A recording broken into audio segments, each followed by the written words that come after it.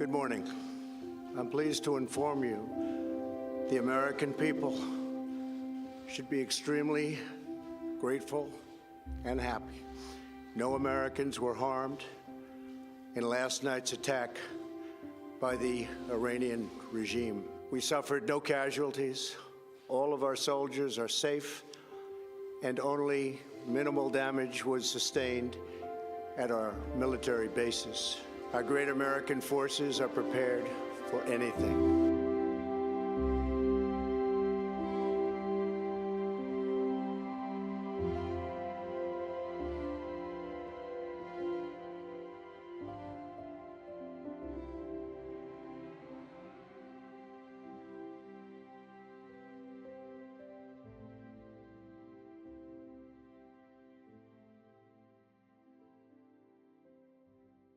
I'm Sergeant First Class Austin Moser. I'm the Operations NCO for HHC 206 Engineer Battalion. Colonel Mike Lawson. I'm the Deputy Chief of Staff of Personnel for the Kentucky National Guard. So I'm a mom of two, married. My military career, I guess, could say it started in middle school and high school. My name is Robert Meacham. I am a high school teacher and football coach, track coach, and proud Kentucky National Guardsman for coming up on 22 years. I was raised by a single parent. My father died when I was young. My mom was a school teacher, and she did a great job. There were three of us raising us by herself. She never married. I became interested in the military through JROTC, and I firmly believe that I never would have joined the military in college if I had not been in JROTC. It just kind of made it more manageable, or made me understand it more, less scary, if you will.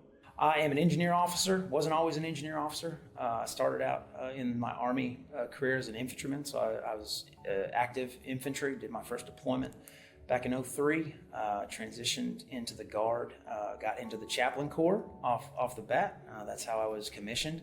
I kind of cheated my way into the officer ranks and was commissioned in the Chaplain Corps.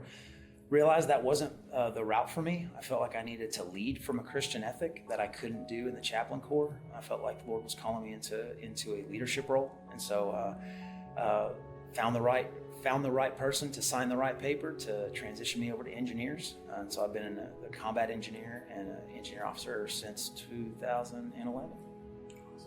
In college, I joined the military. My brother, who was several years older than me, had already graduated college and was in medical school. And of course, you can imagine there's a financial burden there for a single parent who was a school teacher with, one son in medical school and one son in college. So the being in the reserves or the Guard seemed like a good way to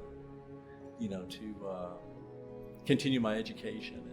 Yeah, Lieutenant Colonel Sean Higgs, currently the full-time administrative officer for the 206 Engineers. On the M-Day side, Traditional Guardsman, I'm currently in Joint Affairs Headquarters. Essentially a slot holding space until I take command of the 206 Engineers in October. So as a child, I grew up with two other brothers. I was the oldest of the three of us. Grew up in a pretty normal household, played a lot of sports growing up. My dad served in the National Guard when I was very young, and that kind of drove me to want to do the same, follow in his footsteps. So when I joined the military, I didn't really know what I wanted to do or where I wanted to go. I settled on the National Guard because I wanted to go to college. That process quickly changed when I started having children. So I went to basic training at Fort Jackson, South Carolina. I went to AIT at Fort Lee, Virginia, where I became a 19th Yankee Unit Supply Specialist. From there, I quickly transitioned into full-time National Guard soldier. Started off as a military technician at a supporting maintenance shop. Thereafter, I became a unit supply sergeant and progressed from there. Grew up on a few horse farms. Dad's in the horse business. I was younger. We lived in Kentucky, moved to Pennsylvania, spent my formative years there. Didn't really have a need or a want to go to college, so just kind of looking for something fun to do and decided to join the Marine Corps. Stayed in the Marine Corps for 8 years on active duty. Finally understood that an education is extremely important in life, so I got off active duty, stayed in the reserves while I went to college. After college, didn't really have a need for the military anymore, so I got out completely. After about 2 years, something inside said, the service is a good thing. So I decided to go back in. This time I joined the National Guard here in Kentucky. Joining the military was something that came up to be just because of the path I was going down wasn't necessarily the right path. I was associated with some people that's, not good actors, so to speak. Never been arrested or anything like that, but it was just, I seen the writing on the wall. So I made the decision as a junior in high school that, I probably need to go to the military. I had ambitions of maybe going to FBI, Secret Service. I had an aunt of mine that was a police officer down there in Miami-Dade County. She was kind of one of the ones that told me, well, if you're serious about doing some kind of FBI, Secret Service, something like that, you need to get some foundation experience. And typically speaking, she said the military is a good spot for that. So based off of talking to her, that's when I made the decision to join the military. So right out of high school, graduated June of '95 and left for basic training in July 5th. It was 81, I think, 1981, and then I retired in September of 22. So I think I had like 39 years of good service in that time. I've been an intelligence officer the whole time. It was the intelligence officer school was around 6 months long in Fort Huachuca, Arizona. And I think they had a hard time filling it because for many folks, that's a long time to be away from home, right? 6 months, plus any other training that you needed to hold that position. So I was an order of battle officer, which meant that I kept, and it's like the pre-computer era really, but I kept like loose leaf notebooks on the Soviet war machine in case we faced like the 3rd Guards Tank Division. How many tanks did they have? What was their commander like? Stuff like that, I am Sergeant Major Edwin Bayer, and I am currently the 75th Troop Command. I don't think there's a whole lot that can kind of prepare you for an experience like we had on January 8th. My first bid exposed me to indirect fire, so I already had kind of an idea of what that was like, but a ballistic missile attack and a rocket attack are two distinctly different things. I had been practicing for the previous 7 years and never got in the game. So I was really excited about the opportunity to deploy, less excited about leaving my family behind in the process. But it's something my wife and I, we knew was part of the equation at some point in this career field. So yeah, going to the deployment, I was really excited. I was just looking forward to making my mark in the Army. When I deployed, I had 3 children. I now have 5 children. The latest one just coming last month. I felt very prepared. I felt like we trained properly. I felt like we were as well prepared for anything that we could encounter. And then that night happened. I don't know that there's any preparation really that can be done to prepare anyone mentally for what we went through. After a few years of being in the military, being in the National Guard, and I got the itch that I wanted to deploy. So then I volunteered with Kentucky Agribusiness Development Team. And I went there in 2010 to Afghanistan. And I came home, and almost about 10 years later, General Campbell and I were talking one day at work, and he said, "Ashley, it's about time for you to go again." And so we started talking about how that would go and if the team would support a full-timer leaving. And he said, "Well, you're a soldier first," and so absolutely, I'll support it. So I started looking around and started talking to Colonel Lawson and see if they had any slots for a 42. And he said, "Well, if that's what you want to do, put your 4187 in to volunteer." So I did. And so then that led up to my second deployment with the 206 engineers. So I was deployed. I was in a non-deployable unit that got deployed in 03-04. I was in the Old Guard, 3rd U.S. Infantry, the Old Guard in Arlington, Virginia. You've seen the guys out there in the blues that are doing the Tomb of the Unknown Soldier and the funerals. I actually did more than 700 funerals at Arlington National Cemetery But while we were there, the height of the surge in Iraq was actually not the surge specifically, but the invasion of Iraq happened in '03, and the Horn of Africa had some work to be done that needed some infantry type work, and it was one of the brigades of the 10th Mountain was like, we can't do that job because it needed infantry, MPs, and mortars. And the Old Guard in DC actually has all three of those. Now, we're a ceremonial unit, but we're also a very well-trained infantry unit. So about 3 months after getting called that said we were going, all of a sudden I was in the Horn of Africa for 8 months. So it was a very different experience doing all the infantry stuff, doing cordon searches and all that stuff before the Horn of Africa became a destination deployment, like some might think of it now. My son was born while I was deployed. So I didn't meet my oldest, just turned 20 yesterday. I didn't meet him until he was 7 months old. So that's when I got back. So yeah, I've been there's a lot of things that I've dealt with on deployments. I had 2 deployments in my career. The first one was to Iraq in 2006, 2007, and there was a camp, Spiker was its name, a base called Spiker near Tikrit in northern Iraq, and it had 16,000 people on it. And my boss is General Jones. He retired, and then I was the deputy commander of that. So we were there during the surge, which I think kind of turned everything in our favor there at that time. So it was a very interesting time to be there in Iraq. So that was my first one. And then my second one was during this deployment, during 19 and 20. Yeah, I was on the first wave moving into Iraq, so I could start my transition. My counterpart, he actually had come. Obviously, the construction management piece as the construction battalion for all of OIR was a huge piece. So myself and Major McDonald and Major Vance were on that first wave moving into Iraq, so that we could get everything set up and keep the construction projects rolling as they came about. So I spent maybe 24 hours in Kuwait, basically a stop through and a sleep, and then jumped on a flight the next day and headed into Iraq. This was my 3rd combat deployment and my 4th mobilization, I guess, if that's how you want to look at it.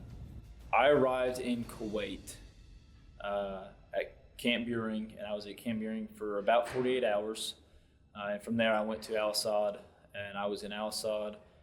I was the last of the groups to leave, so I was in Al-Asad for the majority of the time. I was there for a little over 8.5 months, and then I was back in Kuwait for a week and a half or so before we came home. I joined the Guard right before September 11th. And once September 11th happened, it was like 3 weeks after I joined the Guard. My wife jokingly was like, any way you can get out of that contract? So it was a very, very different aspect, culture from the National Guard and the Marine Corps. I found out very early that the Army takes care of their people very well. Being in the National Guard, being in the state, you develop a lot of friendships, a lot of relationships that are deeper than they are on active duty, because you just move so often. First deployment was in 2005 through 2006. Went to Iraq, part of WWII 05, 06, I think is what it was. I spent a lot of time between Ramadi and Fallujah. So that was our battle space for our brigade that was there.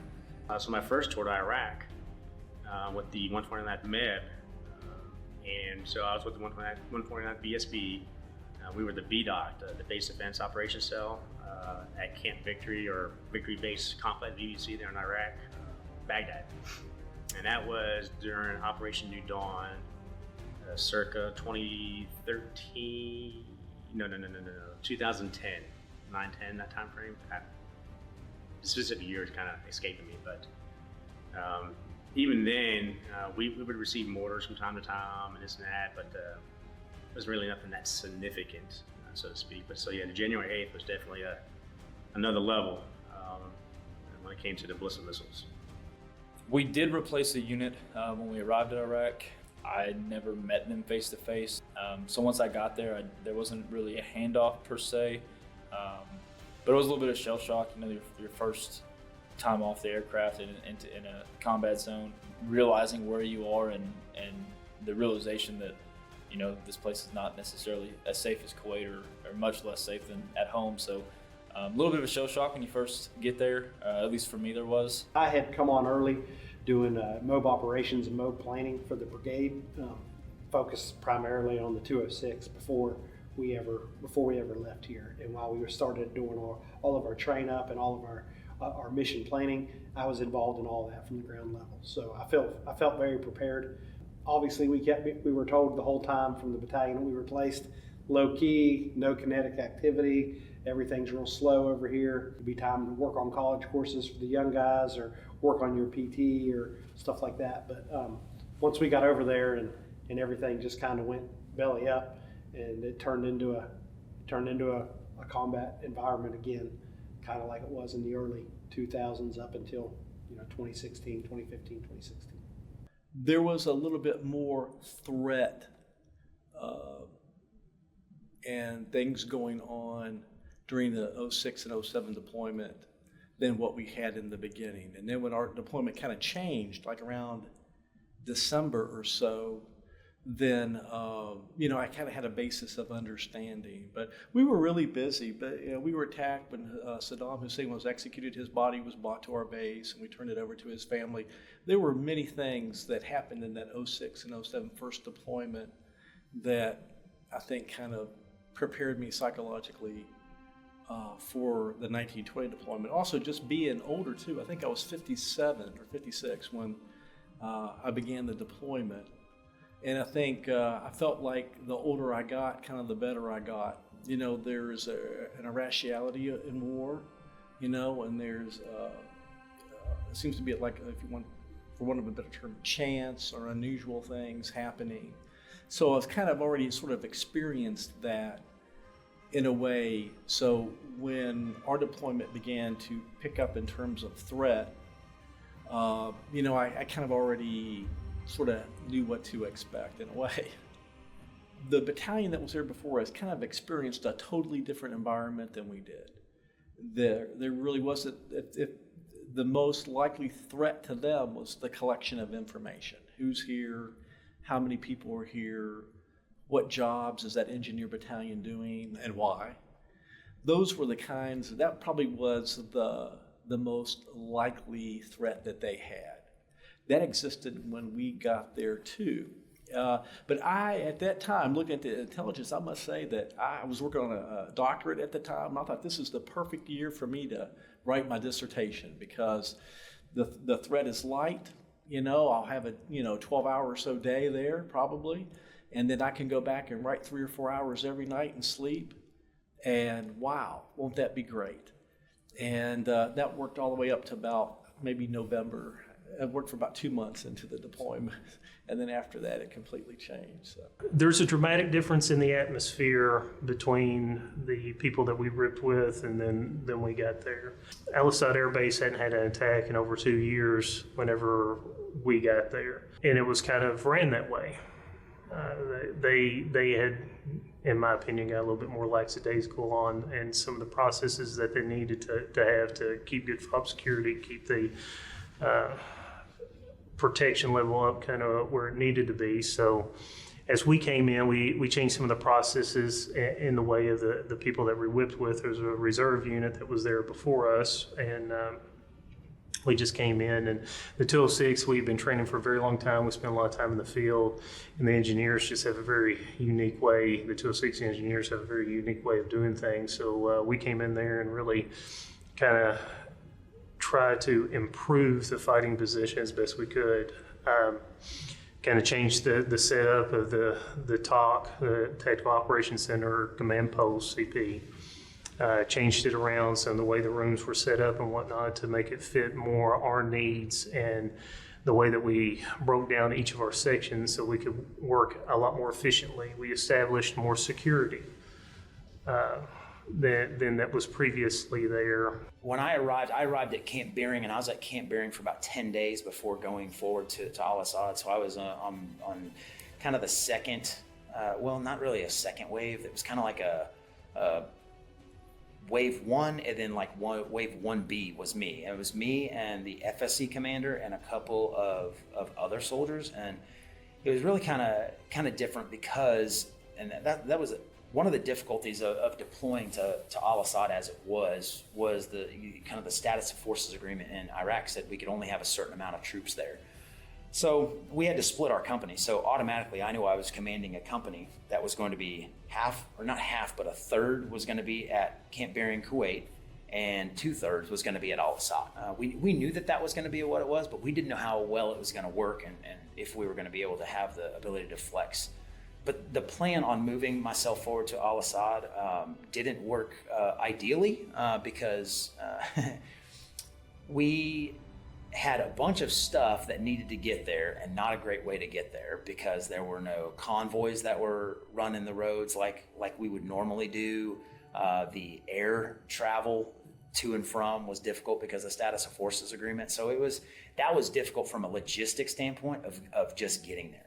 Plus, the unit that we were ripping out with from the reserves was less than helpful. They were, they kind of had you say sometimes people have like 1 foot out the door. They had 2 feet out the door, and I mean that's no hit on them. There's just some people that are like that. If you've been in a rough situation and maybe you've got leadership that doesn't really heed your advice, or you just get frustrated, and so they were frustrated, and so couldn't really get a good sense of how the land was going to be laid for us until we got there.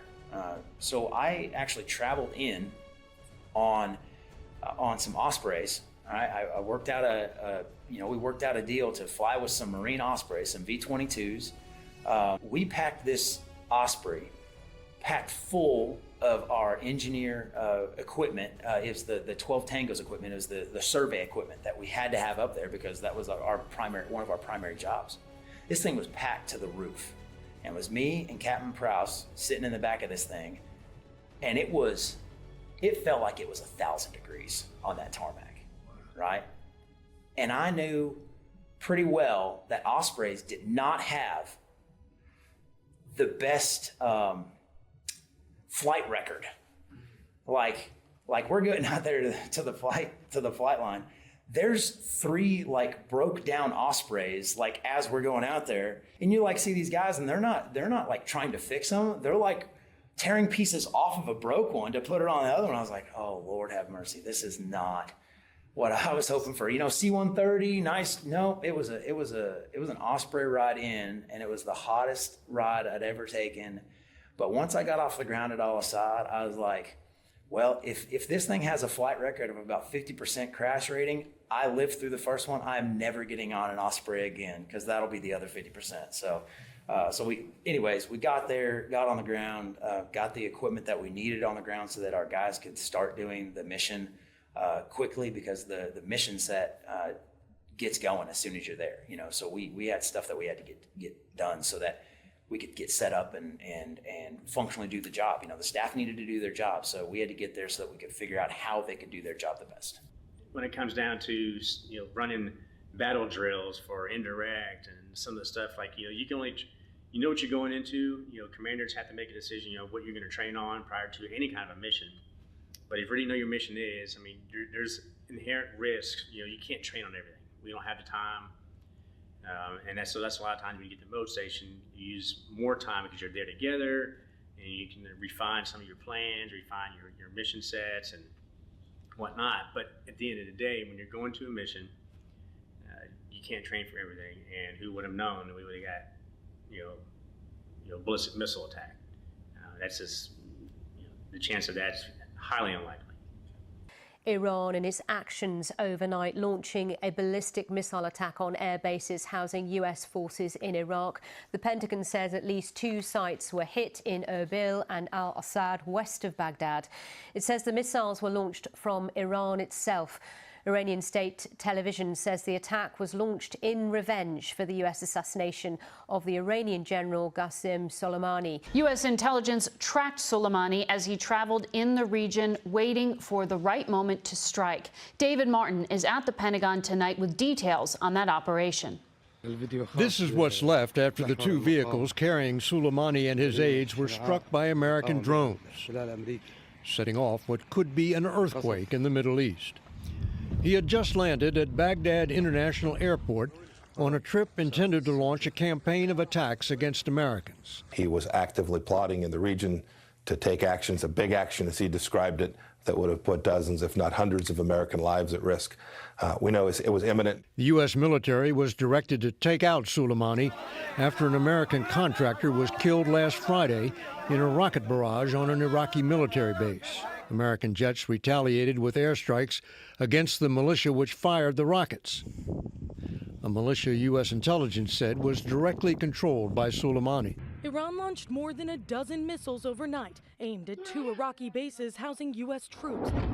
Iranian state TV said it was revenge for last week's killing of General Qasem Soleimani.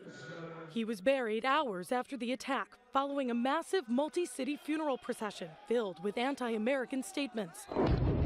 One base targeted was in Erbil, in northern Iraq. The other was at Al-Asad Airbase, home to about 1,500 personnel. So, immediately following the assassination of the Iranian General Soleimani, I think we all knew that there would be a retaliation at some level. I don't know that, at least I didn't necessarily think it would be at the level that it was. But then the night of the attack, I got a call on the radio that all commanders needed to report to our battalion command post. So I spoke with Captain Meacham, let him know that the battalion commander was waiting for him. And then I got a shower and I got ready for bed. Didn't really think anything was coming or anything out of the normal. Captain Meacham knocked on my door, now Major Meacham. He was a little bit ghostly looking, a little bit white in the face. And he said that something big was coming and to get the entire unit bunkered. To which I chuckled and was like, yeah, okay, because we've all heard the stories that we're going to get hit tonight, we're going to get hit yesterday, and rarely it happened. And he said, no, this is the real deal. We need to make sure everybody's in the right place. So from there, immediately got on the phone with all the leaders, or on the radio with all the leaders, got 100% accountability and identified where each soldier or each section was going to be bunkered down. And then we waited for several hours, to which at that point, a lot of us are cracking jokes and not really thinking anything crazy was going to happen. And then it did. Tonight, for the first time, we are seeing video from a U.S. military vehicle as Iranian missiles rained down last week on a U.S. base in Iraq. Well, luckily, no one was hurt. The missile barrage was in retaliation for the Soleimani killing. So the January 7th, that day of January 7th, finding out was really a different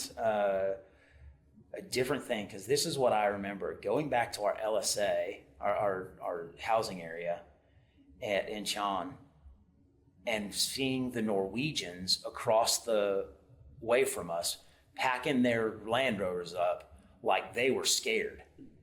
And we're like, what's got them up? Like what? Like, it was that. So that's literally how I found out something was wrong. Was that our NATO partners were like, they were bugging out. And we're like, well, something's got the Norwegians doing something. Pretty soon after that, got the message from Colonel Lawson, all commanders and first sergeants, staff at the, up at the talk, like now. I was like, okay, well, Spidey senses are up for a reason. And so right then, and we'd already been kind of ramped up. We'd already been getting some intel. Chief Harris did a fantastic job with. I would say there's not a better intel. Wasn't a better intel section in CENTCOM besides Chief Harris and Captain Hart. Like they're just so good at their jobs. And so so they had us. They already had our Spidey senses up for weeks ahead of time. With the strike on General Soleimani on the 2nd or 3rd, something like that, whatever that was, the follow on to that, Chief Harris did a really good job of making sure the commanders knew, guys, we got to be on our guard. We got to be on our guard. Don't let your guard down. He said, I don't know what's going to happen, but there's always potential for something. So we were never complacent to think that nothing could happen. The extent of what did happen was something that had not even broached my consciousness until that night. I heard that afternoon that before the attack occurred that was going to occur. Now, there were some intel reports before, but in the afternoon, I felt like the Allied command on the base felt that the base was going to be attacked, and then began to make preparations. And as you know, some military units left the base. Either they flew their airplanes out, right, in the Air Force, or they physically drove their vehicles to a nearby location to wait out the attack. The decision to bring people into vehicles and move out in the darkness outside the base into the unknown seemed like, probably not the best idea. And also, I must say, this is just my personal perspective. I told the commander, I felt like there was a lot of people leaving the base, but the majority of the base were civilian contractors. And I felt like a little bit of responsibility to stay there, because the majority were U.S. citizens too. And many did not have the opportunity like that to leave the base. So I thought it was a good decision what we did. The intelligence channels, the chatter, talked about an impending attack. They talk about impending attacks all the time. So I think there was a little bit of fear, just kind of that initial shock, hearing that, potential attack every day. So got the message that we were going to be moving to the bunkers to sleep in them that night. And I was like, doesn't sound right to me. It's just another chatter, really. So I went down to talk to the headquarters, and I ran into a couple of other battalion commanders while I was there.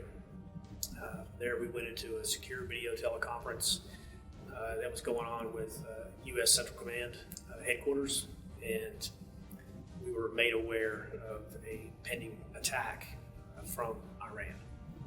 Finding out that information, it was a credible threat. So immediately went back to my battalion headquarters, called all the company commanders and first sergeants, and then my staff as well, kind of pulled everyone into a room and let everyone know what I had just found out. Like I said, the infantry battalion that was there providing security, they left the security for the base, but took those that weren't on shift, several kilometers away. They had the capability to leave the area and not be in the impact zone. I thought it was a smart thing to do. Talking with some of the engineers that we developed relationships with, they were like, we thought we were going to come back and put everybody in body bags. I felt like the active duty guys kind of left us hanging a little bit. They left the base. That's what they were told to do, and that's what they did. And I get that. They were given orders by their brigade command and by the generals that they worked for. But they left us, the engineers and the sustainment folks and some of the Air Force guys. We were there taking everything over. So I felt like we were abandoned. We were abandoned by a lot of the folks who were supposed to be our partners. So the active duty guys stayed. They ran the BDOC, the base defense, and they ran the towers and that kind of stuff. But there was two battalions worth of people, active duty folks, that left. Half of the Air Force left. All the special forces, all the SEALs, all the hua killer guys, they all left. They got in helicopters and got the hell out of there. And they had that option. We didn't. So I kind of feel like that moral injury of being left, of not being able to trust people who you thought you could trust, that hurts, right? But at the same time, I feel that bond of the 206, right? The RSG that was there that stayed to help us sustain the guys who actually ran the base. It was us and them and some stragglers from different people. but it feels, it hurts. You know, it feels like you can't trust anybody anymore.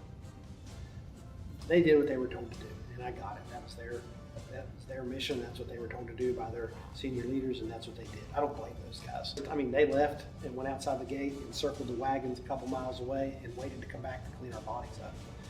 And just knowing that just kind of, that hurts. You know, I mean, when we talked to those guys, they said, hey, we watched all that come in and we thought you guys were all dead. Like, we thought we were coming back and we were going to be the only ones left alive. And just hearing that in real life is like, wow, this is crazy. You know, I mean, like, we were kind of left on our own. I don't think they could have done anything other than hide in the bunkers like we did.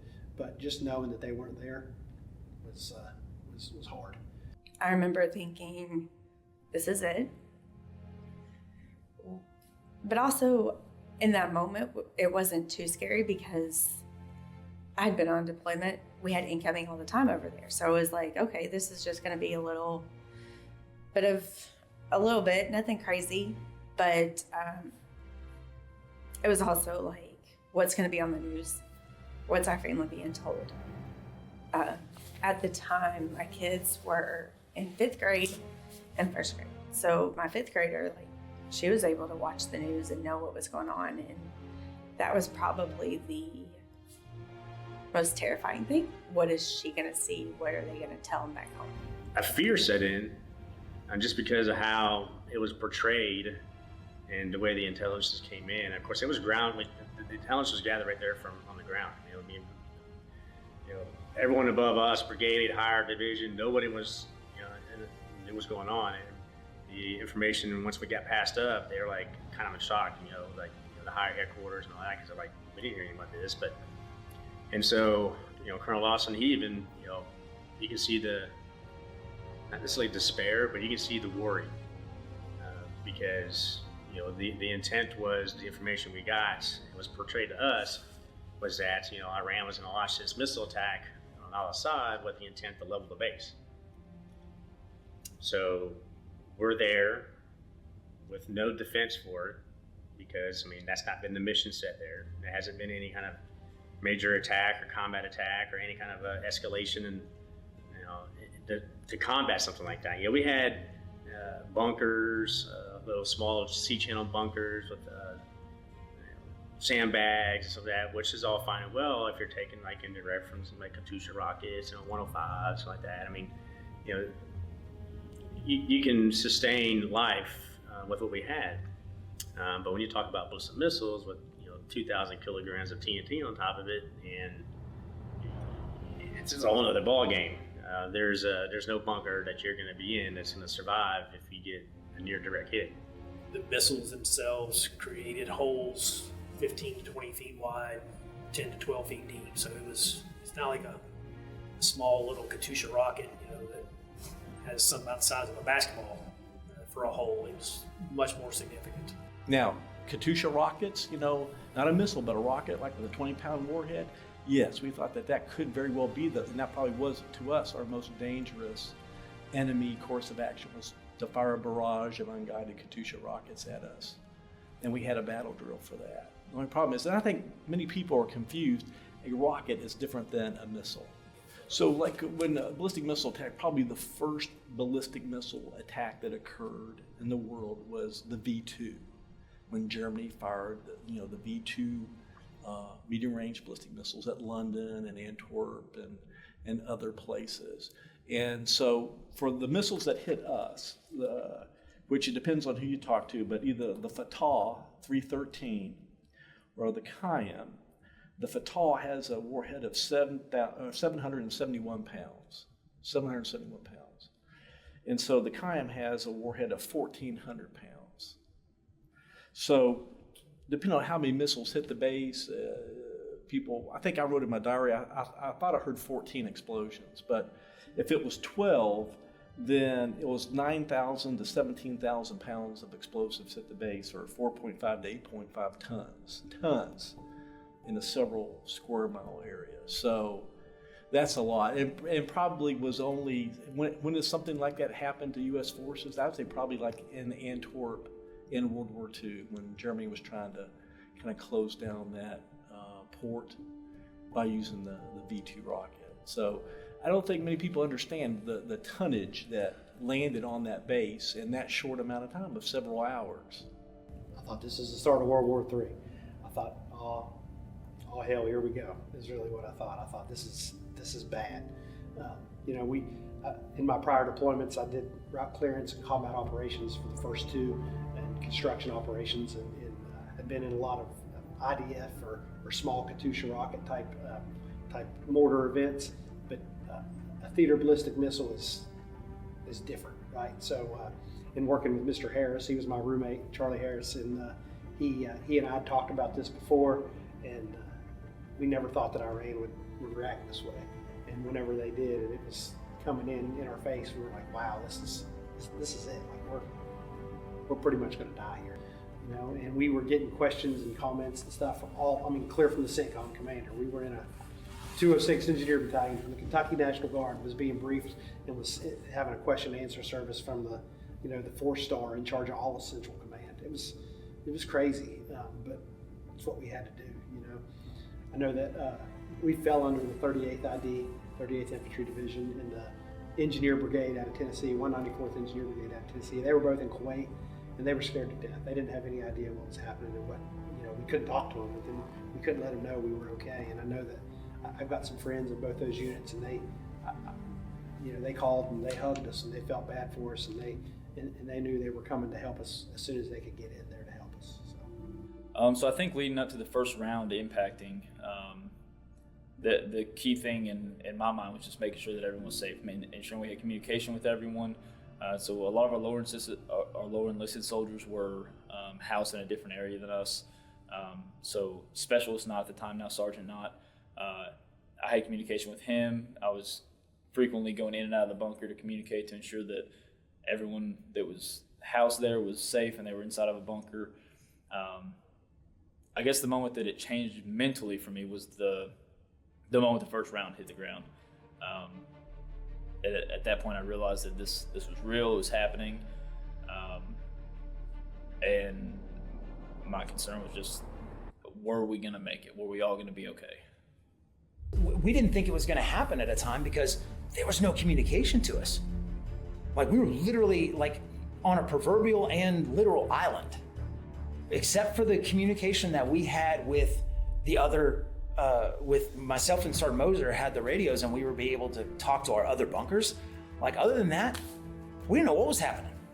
No communication whatsoever. And that's actually the hardest thing that I've had to really deal with on the other side is my frustration with the 82nd and some of those other NATO partners who basically left us as the National Guard guys to just kind of fend for ourselves. It felt like that. I don't know that that's true, because I haven't had a conversation with any of them to make sure that is true, but it felt like that because we're just sitting out there. They're just all the National Guard guys. And then, and the eerie part comes when, like I said, all of a sudden in that time when we're making jokes, we're like, hey, you hear that? No? Yeah, the airfield's silent. The airfield that had been at like 100 decibels 24 hours a day since the minute I walk on is all of a sudden silent. That's some eerie stuff, because then I was like, those Air Force guys left us too. So it felt like, okay, something's gonna happen. So the waiting game was pretty crazy. We executed that disbursement pretty quick. I say once we got knowledge of it and we broke from our huddle there to CP, I say within 20-30 minutes we had folks where they needed to be. By and large, I mean, we had to cut a couple of blocks because some of those older school Iraqi bunkers were secured, but this is for life and death here, so we're going to get into them one way or another. So we had a team going out and inspecting the ones we could get into, and we had some conversations with some of the contractors, because a lot of contractors, they had no idea what was going on. Until that radio came across, seat cover, they were completely in the dark. Once we get into I think I was in my bunker right around 2200, settled, as good as you can be, right? Just waiting. We did hear that they were going to try to initiate the attack to correspond with the death of General Soleimani. That's what we heard. I think that was right on like, what, 1 something in the morning. Can't remember what time it was, but that was what we heard, and that's what the only kind of intelligence we had. So we're just a waiting game. So from 2200 on until that first strike, which was 1 something in the morning. But actually, when it got to that point where we thought they were going to initiate strike, nothing happened. And so we progressed sometime after that. May have been minutes, 15, 20 minutes. I can't remember what it was, but it was definitely past the point of time of expectation and whatnot. And so we started thinking, at least in my little bunker, like, oh, this is not going to happen. We'll be good, right? So you started getting a little relief because, maybe it's not going to happen. Maybe it was just a ploy. And then all of a sudden you hear seek cover, seek cover, seek cover. And we're just like, oh crap, this is happening. And they said about 400 seconds later, it was a travel time flight. The first barrage of missiles struck Al-Asad. We stayed close to the headquarters so we could talk to higher, talk to other units, via merc chat or on other radios. We were communicating from battalion level down with just handheld radios, so I didn't get to see too many people directly other than those that were right with me. I did text my wife and my 2 daughters that I loved them. That was about 2300 that night. We've been prepping since about 1900 and just kind of started praying at that point. We knew what was coming. Myself and the BC and Captain Hart and Chief Harris and Young went out to the bunker and just were waiting. It was approximately 12 to 1 o'clock local time that they were expecting an attack to happen. So they had everybody kind of go in, get into the bunker as best I recall the time frame. So we went out there and we sat in the bunker. And really we just did what soldiers do, where they're sitting around telling stories and, kind of talking about stuff. We got the alert of seek cover. And when that came over the loudspeaker, that lets you know that there's an incoming attack getting ready to happen. At that point, obviously the mood quickly shifted in the bunker, and then we all just kind of assumed the position. You kind of get down on your knees with your head between your legs and just wait for impact. And that's probably the worst part about any type of indirect fire or missile attack that you could deal with, is just the waiting, because you're just waiting to find out if you're getting blown up or not. The first volley, I think we were hit with 12 or 15 on the base proper, and they came in different volleys. And this was over a 2-hour period, 3-hour period. And the first volley was, I think, 6, and then it was kind of quiet for 15, 20 minutes, and then the other volley came in. This is what Iran's ballistic missiles did to metal. Imagine what they could have done to US troops if they hadn't taken cover. The US troops hunkered down in bunkers that night, but most weren't designed to withstand a direct hit from a ballistic missile strike. Now, there's been speculation that the Iranians deliberately missed US troops in order to avoid a further escalation in violence with the US. However, a senior US coalition military official told us that simply isn't true, that based on where the missiles landed, the Iranians were shooting to kill, in his words.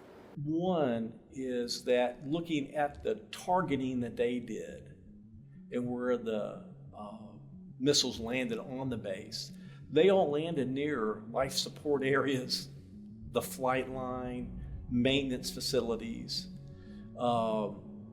There wasn't just, hey, we're going to lob these things or target them at your base to some obscure location on your base. And there was a lot of areas of that base that were open, that there was nothing there. But that wasn't the targeting scheme that they used. The targeting scheme that I saw, where the missiles hit, that they were around LSAs, maintenance facilities, the flight line. The warheads had those rectangular steel shrapnel around them that our folks were really the ones that discovered that feature. So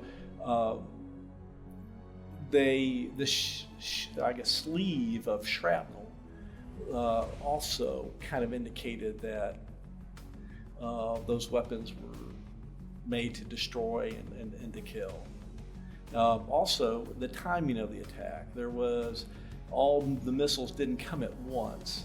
There was a wave of missiles and then a delay, and then another wave of missiles. And to my grave, I will think that the delay in the first and the second wave was to encourage us to get out and move about after the first wave.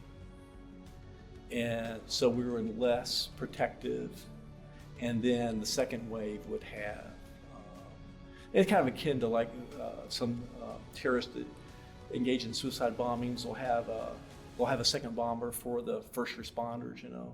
That's what I thought that was the attack methodology that I see in it, because they could have fired everything at once, right? But they didn't. They had a delay.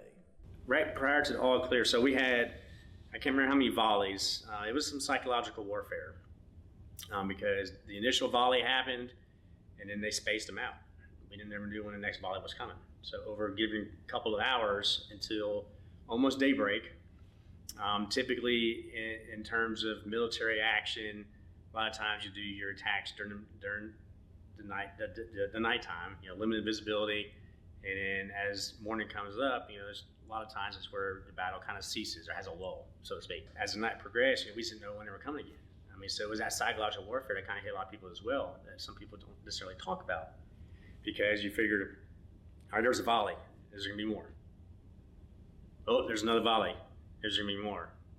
And they purposely, I think, personally, that they just spaced it out like that just to, you know, part of that psychological warfare.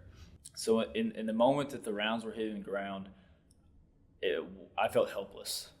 I felt like none of the training that I had was any use at that point. It was just pray and hope that the next one doesn't find me and find everyone that I'm in the bunker with. Simultaneously, that it doesn't find any of the other bunkers that were scattered around posts with our soldiers or other soldiers in them. I sat in the bunker after the first volley of missiles impacted. I went out of the bunker and I called over the radio trying to get communication with all of our soldiers. Once I was unable to communicate with a couple of them because they were in underground bunkers, so in my mind I was worried, to say the least, that because I don't know where those rounds impacted. So instantly I'd worry about their safety, their well-being. And then I got in the bunker and I thought about my own well-being, thinking about my family, and I sat and I prayed. I prayed between volleys, prayed for someone to come in my family's life and replace me, take care of them, have my boys to grow up with a leader in their life that could take care of them. I mean, some fear sets in. You're like, you know, if a missile hits us, I mean, we're dead. I mean, and that's the biggest thing. You know, being in combat, and I've been shot at before, direct fire. You can take cover. I mean, you can return fire. You have ways to defend against it. Something like that, there's no defending against it. I mean, we have, you know, equipment in the military that you know help defend against the Patriot missiles and you know some other things like that. But we didn't have any of that there. Again, because the mission set wasn't what the mission set was there. There was no, so we had no defense for it. So once it happened, it's like, oh crap, you know. So it was rough. I mean, we were anxious, nervous, you know, sticking together, you know, just talking and chattering as best as we can, just to keep our mind off of it. And then whenever you hear seat cover again, you just kind of huddle up and just get down and just pray. No, I was a lot of prayer. Every time that voice of incoming and seek shelter and the sirens were going off, I said every time we would hold hands and just kind of pray that it wasn't us that was getting hit, because after that first one, and we kind of figured how big of an impact it was making, especially when we saw the flames, we knew that if we had been hit, then we wouldn't be here today. Yeah, every time that incoming, we just held hands and would pray that it wouldn't hit us. We had warning. Everyone was in place by like 11:30, and I began to feel a little bit uneasy about 11:40, and I had to go to the bathroom, right? So taking it's a nice quiet space for prayer, and I prayed. When the first one hit, I think it might have been like the one that had the heavier explosives, because it lifted me off the ground. I was lying on the ground, and I physically felt, the earth like move. And it was just absolutely terrifying. I believe the person next to me got TBI. We were right next to our headquarters, and in the headquarters, the sum of all the explosions, like I had papers on my desk where I was doing intel work, all those papers were off the desk, and stuff had come off the wall, and the overpressure, I guess, had blown the doors open. Not blown them off their hinges, but had opened the doors and knocked things off the walls. It was real curious, I guess, that shock wave from those explosives. But it looked like a hurricane had come in my office and just had blown paper. And you could see them coming. They were sort of like flare, kind of looked like a flare coming in. And they made noises to me. They would groan and stuff, I guess, as they separated, as the warhead separated from the missile itself. You could hear like a train, maybe. It was a terrifying experience, and an incredible experience. And I just remember doing that, and then my kids, I guess it was on the TV here at home. Hey, Dad, are you all right? I was like, yeah, right now I am. Yeah, everything's going to be all right. You know how they blow things up. Don't worry about me. I mean, what do you say, right? So, and that's one of the things that I thought that might be, for future planning, is that I'm not sure if U.S. personnel, have ever experienced an attack at the same time that it was being reported. Maybe right after, but this one lasted for several hours. So it was on the news. Al-Asad Airbase under attack. I think everybody that knew I was there texted me at some point that night. The fact that we were able to know just a few hours before, the base was able to put a lot of measures in place. Like I said, some people left. They had the capability to leave. We didn't really have that capability, so just figured we'd do the best thing that we could.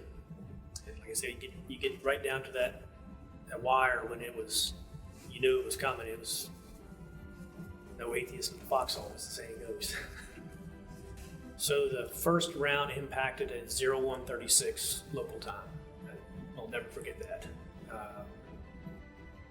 We were in a bunker. We were probably 100 meters or so away from the impact area. And the concussion, the shock wave, obviously we knew the round was coming in, so everyone got down on the ground. The shock wave actually lifted us off the ground, just an inch or so, maybe a couple inches, but that concussion is significant. So we were watching things that were going on. It was just me and Sergeant Moser. Everybody else was huddled in or around the bunkers. And really the space between us and the bunker was probably, getting back to the bunker it was probably about 40 or 50 meters away from us. And so we couldn't get the radio reception inside the T-walls. The T-walls were, they were, I guess they were probably 20-foot T-walls. Or maybe a little shorter than that. They felt like 20 foot tall, and probably just 14 feet. But you couldn't get radio reception on the little Harris radio, so we had to walk out to be able to get reception. So we had to put ourselves in harm's way to actually talk to everybody, which no big deal. We're trying to get people on the horn, looking at everything, surveying, and the second call, that incoming, happened, and it wasn't like the first one. The voice that came over the loudspeaker was scared. I specifically remember that because I felt like he knew that we didn't have enough time. So right then, Moser and I just are like, bro, we gotta go. And so we turn and haul as well as we can. He was going to the right side of the bunker. Unfortunately, was closer for him. He's faster, and it was closer. I had to go to the longer side of the bunker. As I got to the edge of the bunker was when the next volley hit and blew me into the bunker. So in the moment that the rounds were hitting the ground, I felt helpless. I felt like none of the training that I had was any use at that point. It was just pray and hope that the next one doesn't find me and find everyone that I'm in the bunker with. Simultaneously that it doesn't find any of the other bunkers that were scattered around posts with our soldiers or other soldiers in them. I had faith and I still have, but at the same time it was like scary. And so it was just praying that, like I said, it didn't hit us. We were praying that our soldiers were safe. And then, like I said, ultimately I was praying for my kids and family about what they were seeing or what they were being told. I remember after the fact, I had even reached out to Skylar's teacher and had asked if this gets discussed in the schoolroom or classroom, that it be kept sensitive and that they don't talk about the bombs that came, because you never know what a fifth grade's going to think. But yeah, it was just praying that we would make it out alive and together in one piece. So my faith has been a big part of my life, my family's life, for a number of years. I mean, I haven't always been, the most faithful Christian, particularly in my younger part of my life. And I think as we all grow, as we get older, our walk, at least for me, my walk grew as I grew in age, particularly when I had kids and they got older, just marriage and whatnot. And so, I mean, not religion, but just faith in general for me as a Christian, and my faith in Jesus Christ as my Lord and Savior, and our Heavenly Father. Just, I mean, how the Bible is written. I mean, I had, and my wife too. I mean, for me, I feel that we're pretty strong in our faith. We've been going on 26 years. We've been married 27 years next this coming July. I mean, so I mean, and it's not without that faith that's allowed us to get to where we're at. Prior to deploying, we had like prayer circles and stuff like that, and I always prayed daily, multiple times a day. And even when we were over there, I would pray. Just pray for my family back home, pray for us over there, pray for our soldiers. Just pray without ceasing. That's always been my thing. What created the size of that crater that you could park, an LMTV inside? And you're like, if we were standing within 50 meters of that on the ground, we would have been essentially vaporized. So we get back, and I hit my head pretty bad. I told docs that I wasn't unconscious because I knew that was the key that they would have shipped me to Germany, and I wasn't about to be taken out of the fight. So I lied and said no, I didn't lose consciousness. I just hit the back of my head really bad, and I was really light sensitive for a while. And I didn't tell the doc that until about 96 hours afterwards. I got to work afterwards as best as I could, wearing sunglasses inside and like fully concussed, and I probably got awoken by the next blast because I kind of got shook back, but I was, I hit the edge of the inside of the bunker, and then I was on top of Sergeant Hamilton and Larkin, so I was not on the ground or hugging. I mean, I was just flopping around. So, yeah, I think that I got basically awoken by the next blast. The fact that no one was killed during the attack was, I didn't believe it at first. When they told us that everyone had made it, I was almost in shock that we were successful in the way that we dispersed. Just to know that we all made it through, it was a huge relief. I grew up in church, went to church every Sunday, every Wednesday, went to all the youth camps. In high school, I volunteered as a high school student to mentor younger children, middle school age kids. Still today, my wife and I, we take our boys to church every Sunday. We actually lived in the church for about 1.5 years while we were building our home. So I don't think much has changed, other than I realized how important it was in that moment, knowing that was all that I had. Faith has always been big to me, big to my wife, and we kind of, that's how we grew up, and that's how we're raising our children now. But in a situation like this, I just feel like he was with us, because if he wasn't with us, we wouldn't be here, right? And I've heard, on the news, they talked about that we had warning. We had warning. We knew we were going to get shot at, but we didn't know when. We didn't know what it was like. We'd never had that. I mean, this hadn't happened since like World War II, and something like this had happened last time. So nobody knew anything about it. And I think that we really kind of we dodged a big bullet, And then I've heard people say, well, they knew where you guys were at, and they weren't trying to kill you. That's not how that works, okay? Like they said, hey, we're going to hit the flight line. You don't have any idea who's on the flight line and what's going on the flight line. And if you look, they hit tents, they hit areas that people were at. They just, luckily, those people weren't in there when it happened, right? I think the closest one that landed to me was within 100 meters. It was a monster one, and it landed just outside of our LSA. Like they couldn't know if anybody would have been out there whenever that landed or whatever happened. And then with the cubes that Mr. Harris is going to talk about, or Chief Harris is going to talk about whenever he does his interview, those were designed to kill and maim. That wasn't, they were exploding warheads. It wasn't like they were just bottle rockets, So I think that when people say that this, you guys had warning, and they knew what they were doing, and you guys were in bunkers and stuff, I don't think they realize how big of explosions these were. This wasn't rockets and mortars with 15-pound warheads.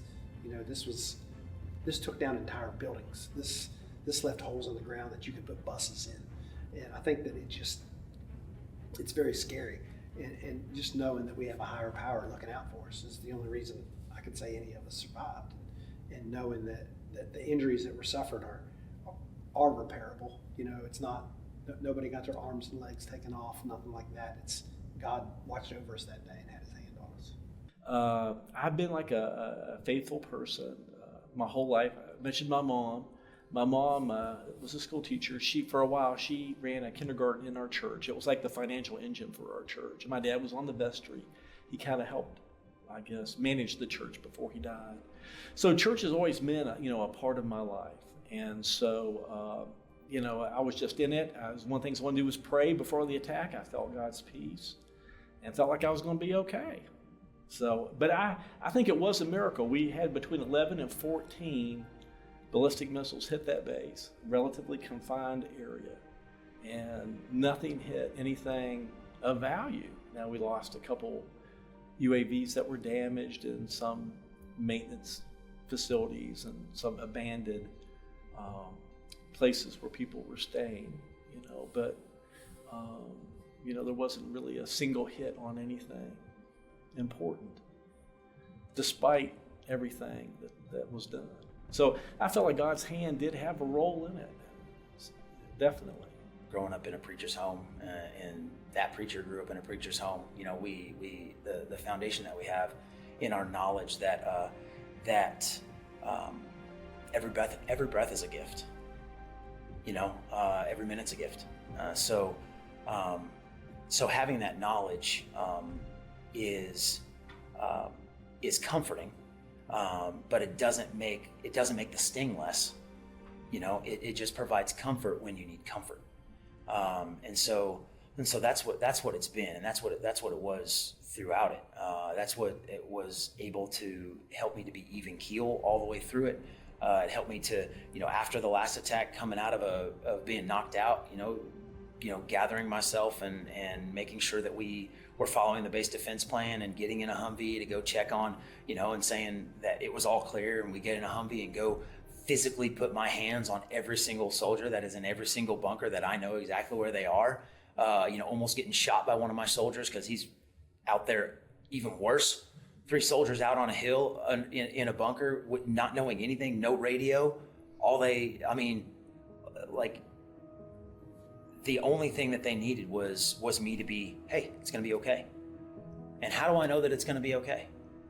I mean, I don't, other than that I know that I've read the end of the book and I know I win. So like it's going to be okay, you know. So that foundation, you know, is my foundation has never wavered.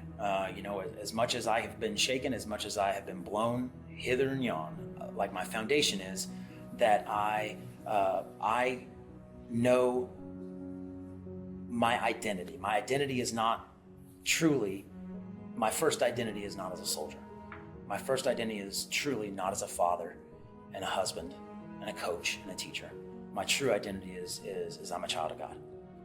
And when I know who I am, then all of the other things start falling into place. So one of my biggest regrets of that moment is that I had no idea that it was being televised and that my wife and my children were all watching it. So I did have my cell phone, and I had the service, so I was receiving messages from my wife, from my brothers, my parents. But in the moment, for whatever reason, in my mind, the best thing to do was to not respond because I didn't want to give them the impression that everything was okay whenever in the next instant it may not be. So my wife and I still discuss that moment to this day.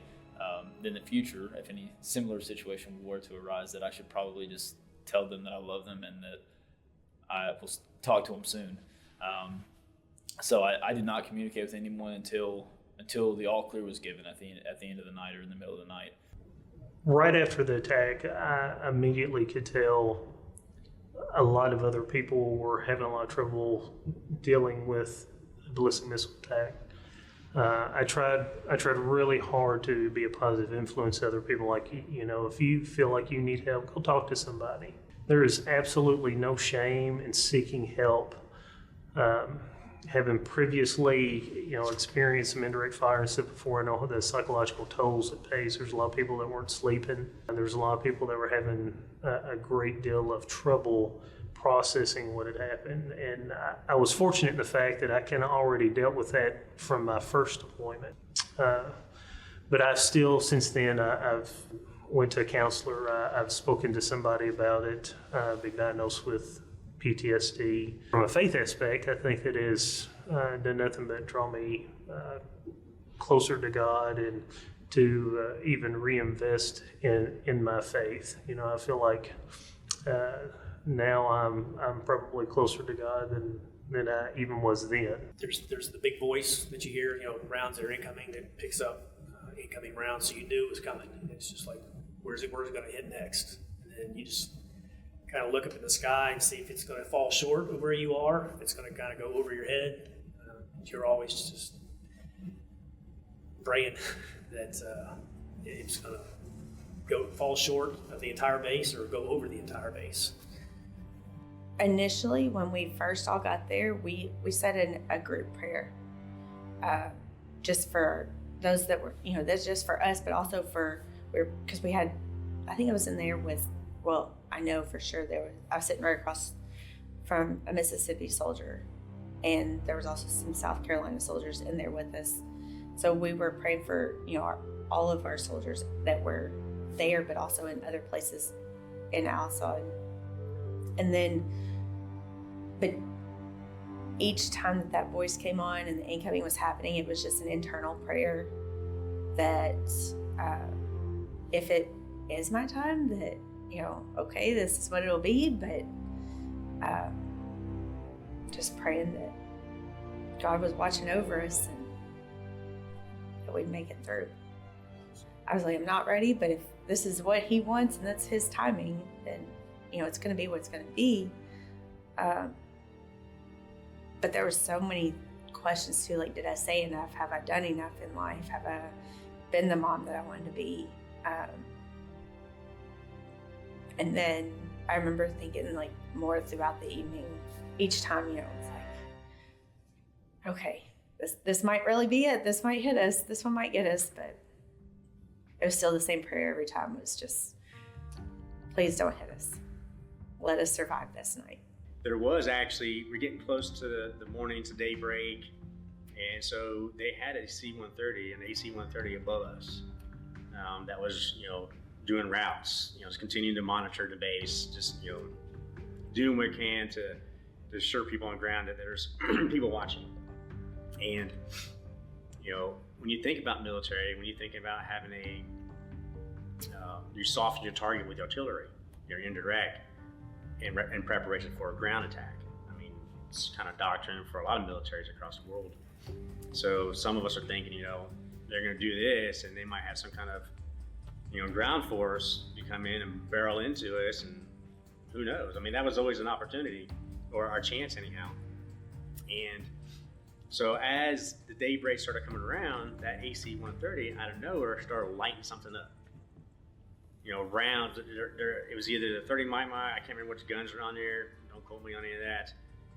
But it was laying rounds. It was like boom, boom, boom, boom, boom, boom, and we're like, oh crap! So we're locking and loading because if the AC-130 is opening up, they see something, and we're like,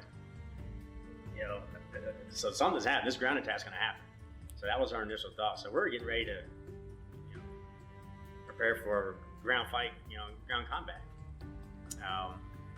Thankfully, that never happened. So immediately following the last round, the order stand to was given over to the big boys. So everybody in our area, at least, we took up a defensive fighting position and stood by, essentially. Once the all clear was given, we knew there was no ground assault following.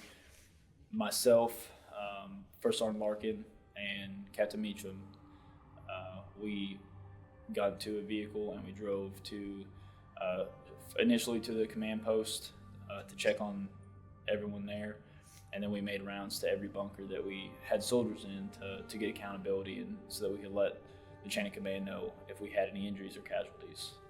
Now, the one person that I worked with could not sleep at night after the attack, and so we moved him to nights, to work nights, so we could sleep during the day. And I would say the majority effect that I saw on people was that they couldn't sleep at night and would wake up about the time that the missiles came, either the first round or the second round. They did offer counseling in all places. The church there, everyone had to go to counseling there to talk. We had little group therapy sessions. I thought that they were good. I recognized that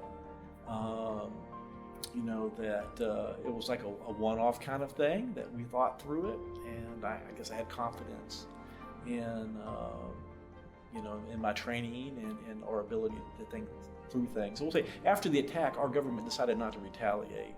We didn't have, of course, and then Patriot missiles came and stuff to protect the base, but we didn't have anything like that. We didn't have CRAM or anything. We were totally exposed and open. And once those began to arrive in theater, I think a lot of people began to feel more secure. I haven't had dream. I've always had, since my first deployment, I had a friend who was immolated. They caught on fire and died. And so while they were refueling a generator. So I periodically have had to deal with that. So I didn't have really anything new. It just, for some reason, that was really the primary experience that, of something horrible that would bother me. But this one here, I guess because no one died, maybe it just didn't have the impact that another experience did. I think everybody heals in their own way. Everybody grieves or everybody hurts in their own way. Some people compartmentalize things and put it away, but at some point you have to deal with it. If not, it'll eat you up from the inside. At the VA, I did a moral injury group and shared some stuff with some people and talked to them and told them our story and listened to some other people's stories from Vietnam or from Desert Storm or just some gray area veterans who had seen some crazy stuff in their life. And I think sharing that, getting it out there, spending time with those people is my way of healing, is feeling better, knowing that it could have been a lot worse. I still got all my limbs. I'm still physically able to do my life, and I think that the organizations and the things that are set up to help us are designed to do just that, get us out there and talk. And my one recommendations to people is don't hold stuff in. You know, don't let it eat from you from the inside. Don't let it turn you sour. One event in your life does not shape your entire life. You know, you gotta keep working. You gotta keep moving forward. You gotta keep being a contributor to society and to your friends and your family, and people love you. You know, don't make a permanent solution from a temporary problem. So when I first got home, I had no intentions of talking to anyone about it. The state sent down behavioral health to talk to the entire unit, and I decided I didn't want to talk to them. I was afraid, I guess, of if they knew that I was going through struggles, that maybe that would impact my career, and just my pride. I mean, I didn't want others to see me struggle. But until I was willing to open up and talk to my wife initially, and then professionals later, the change just in my own mental state is drastic. I feel much more at ease about the entirety of the situation, and if I could do it over again, I would, as soon as I got home, and even while in country still, talk to someone. I think a lot of us commonly think that we're probably the only ones that feel this way. We're the only ones that are scared or having these negative thoughts, and I just don't think that's true anymore. Based on talking with all the others that were there with us, we all felt that. We all felt that, just that burden on us. And I think nothing helps more, at least hasn't for me, than opening up and just openly talking about it. And it is hard. But at the end of the day, for your own well-being and for the relationships of those that you love, I think it's extremely important. Somewhere, someone probably feels that wrong decisions were made to stay.